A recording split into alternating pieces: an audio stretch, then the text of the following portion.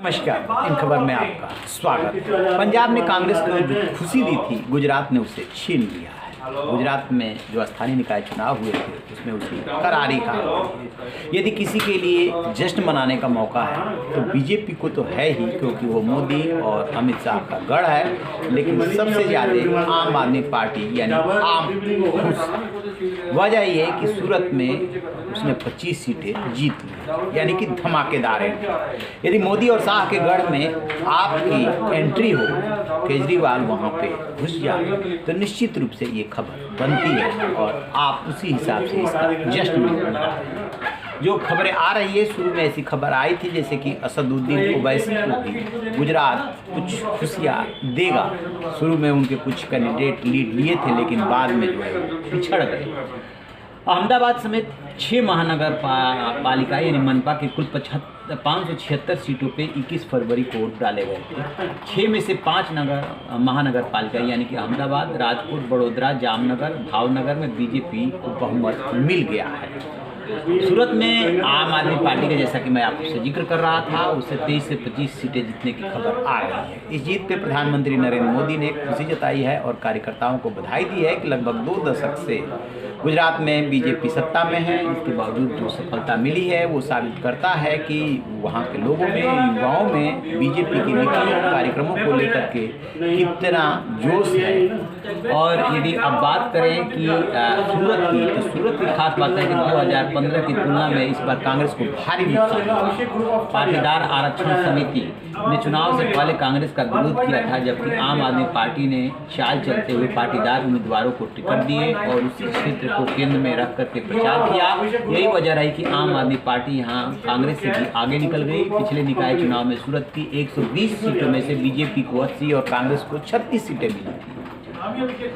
हार्दिक पटेल का भी जादू नहीं चल पाया। हार्दिक पटेल पाटीदार आरक्षण आंदोलन में बहुत चर्चित चेहरा बन करके उभरे थे, लेकिन गुजरात निकाय चुनाव में जमकर प्रचार भी किया, लेकिन नतीजा सिफर रहा।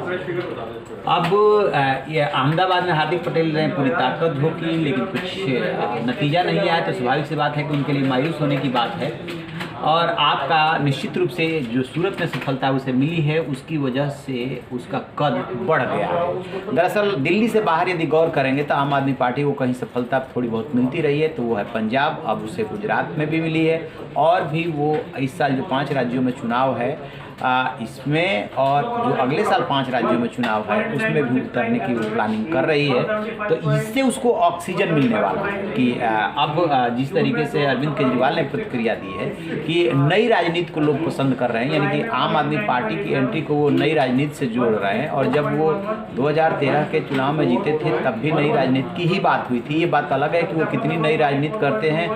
उसी राजनीति में आकर के वही चाल ढाल, वही रंग ढंग सब कुछ उन्होंने भी अडॉप्ट किया, वही जातिवादी राजनीति। तो नई राजनीति तो कहीं से समझ में नहीं आ रही है, लेकिन हाँ, आम आदमी पार्टी के लिए ये जश्न मनाने का मौका है कि सूरत में उसने एंट्री ली है। तो इस तरीके से जामनगर में, भावनगर में और सूरत में इस समेत 5 जगहों पे बीजेपी को सफलता मिल गई है, और बस एक का और रिजल्ट आना बाकी है। बीजेपी तो खुशी मनाएगी। वहाँ से प्रधानमंत्री नरेंद्र मोदी और गृह मंत्री अमित शाह भी आते हैं, इसलिए उनके लिए यदि हार होती तो स्वाभाविक सी बात है कि उन्हीं के नाम से जोड़ा जाता। तो ये जीत मायने रखती है, क्योंकि अभी पंजाब में उसके स्थानीय निकाय चुनाव में बुरी तरीके से हार हुई थी, जिसको लेकर के काफ़ी सुर्खियाँ बनी कि किस तरीके से किसानों ने बीजेपी को सबक सिखा दिया।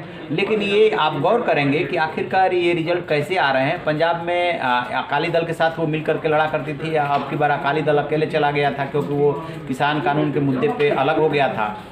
तो बीजेपी से ज़्यादा नुकसान की बात और चिंता की बात अकाली दल के लिए है, आपके लिए है। लेकिन सबसे ज़्यादा बीजेपी को जोड़ा गया कि बीजेपी को वहाँ करारी हार मिली है और किसानों ने सबक सिखाया। निश्चित रूप से इसमें भी दम है। लेकिन अब जैसे गुजरात में जो रिजल्ट आया, उससे एक बात साबित हो रही है कि 2 दशक से वहाँ पे आप बीजेपी सत्ता में है और फिर भी सफलता दर सफलता मिल रही है। अब असली टेस्ट तब होगा जब किसान का जो आंदोलन चल रहा है, कितने किसान नाराज हैं और कितना सपोर्ट कर रहे हैं और कितना नुकसान पहुँचा है। जब 5 राज्यों का चुनाव होगा, या अभी 2 महीने बाद चुनाव होने जा रहा है, तब बीजेपी को पता चलेगा कि वो कहाँ पे अब खड़ी है, क्योंकि स्वाभाविक रूप से इस सब आंदोलनों का असर तो पड़ता ही है। तो आप रहिए ना बेखबर, देखते रहिए इन खबर। Thank you. इन खबर चैनल को सब्सक्राइब करें।